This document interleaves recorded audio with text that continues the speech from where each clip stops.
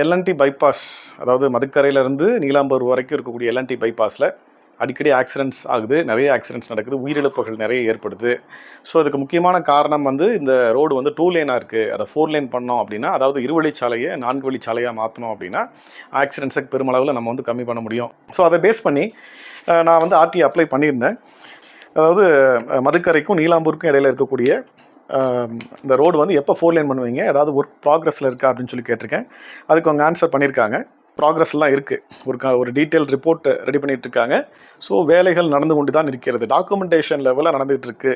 Documentation முடிஞ்சதுக்கப்புறம் நாங்கள் களத்தில் இறங்குவோம் அப்படிங்கிறது அவங்க ஆன்சர் பண்ணியிருக்காங்க.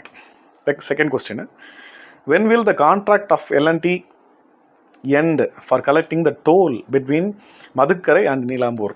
ஸோ நீங்கள் இருக்கக்கூடிய மக்களுக்கு பெரிய பிரச்சனையாக இருக்கிறதே பார்த்திங்கன்னா, வீட்டு பக்கத்துலேயே டோல்கேட்டை வச்சுருக்காங்க.